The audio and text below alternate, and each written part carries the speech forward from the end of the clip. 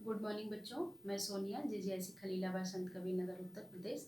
बच्चों, intermediate home science में आपका दूसरा अध्याय संतुलित आहार चल रहा है और इसी क्रम में आगे बढ़ते हुए आज हम आपको बताएंगे कि विटामिन के कारण कुपोषण, यानी आज हम चर्चा करेंगे vitamin C, vitamin D, vitamin A, vitamin के बारे में।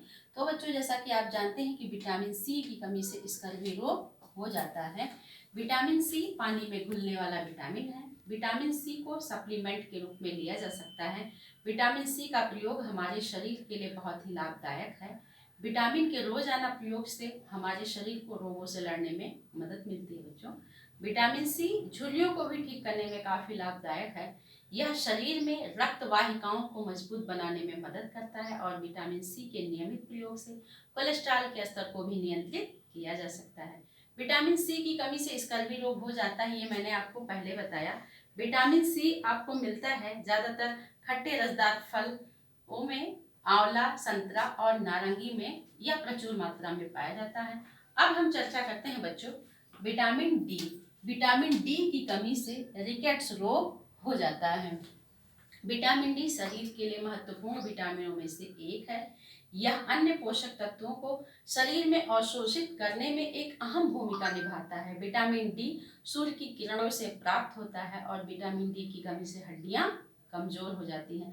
दरअसल हड्डियों के लिए कैल्शियम बहुत ज़रूरी होता है, लेकिन कैल्शियम को शरीर में अवशोषित करने का काम विटामिन डी ही करता है।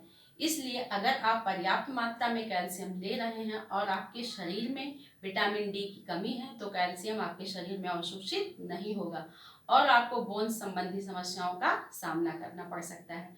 सूर्य का प्रकाश विटामिन डी का अच्छा स्रोत है, लेकिन इसके अलावा यह दूध, अंडे, चिकन, सोयाबीन तथा मछली में भी कुछ मात्रा में पाया जाता है। बच्चों, अब हम चर्चा करेंगे विटामिन ई के बारे में। विटामिन ई की कमी से जनन क्षमता प्रभावित होती है। विटामिन ई शरीर की रोग प्रतिरोधक क्षमता को बनाए रखने में तथा शरीर को एलर्जी से बचाने के लिए महत्वपूर्ण भूमिका निभाता है और विटामिन ई कोलेस्ट्रॉल को भी नियंत्रित करता है। विटामिन ई वसा में घुलनशील विटामिन है और यह एक एंटीऑक्सीडेंट के रूप में काम करता है। इसकी कमी से जनन शक्ति में कमी आती है। विटामिन ई मुख्य रूप से अंडे, अखरोट, सूर्यमुखी के बीज, हरे पत्तेदार सब्जियों, चुकंदर में पाया जाता है। इसके अलावा विटामिन ई वनस्पति तेल, गेहूं, हरे पत्तेदार साग, चना, जौ, खजूर तथा चावल के माड़ में भी पाया जाता है। बच्चों, अब हम चर्चा करेंगे विटामिन के बारे में। बच्चों, जैसा कि आप जानते हैं कि विटामिन के की कमी से हीमोफीलिया रोग हो जाता है। विटामिन के की शरीर में सबसे ज्यादा जरूरत जो है रक्त का थक्का बनाने के लिए होता है। शरीर के किसी भी हिस्से में जब कभी चोट लग जाती है तो खून बहना शुरू हो जाता है। ऐसे में कुछ देर बाद खून बहना बंद भी हो जाता है और ऐसा विटामिन के की वजह से होता है। जब कभी शरीर से खून बाहर निकलना शुरू होता है तो शरीर में मौजूद विटामिन के सक्रिय हो जाता है और रक्त का थक्का बनाकर शरीर से ज़्यादा खून बहने से रोक देता है। तो विटामिन के हमारे शरीर के लिए बेहद महत्वपूर्ण है बच्चों, और इसके स्रोत के लिए हम अपने आहार में चुकंदर, गाजर, पनीर, दूध, टमाटर, हरी सब्जियां और पीले रंग के फल हमको जरूर अपने आहार में शामिल करने चाहिए। तो बच्चों, ये तो था vitamin C, vitamin D, vitamin K और विटामिन ई और विटामिन के। अब हम चर्चा करेंगे तंत्रिका विष के कारण कुपोषण।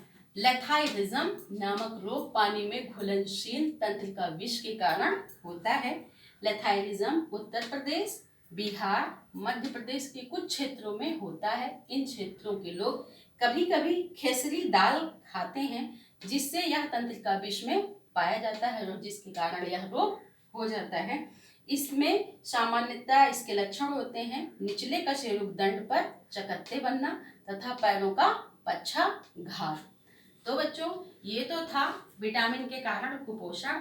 हम अपने अगले वीडियो में किसी और जानकारी के साथ आएंगे। तब तक के लिए नमस्कार, धन्यवाद।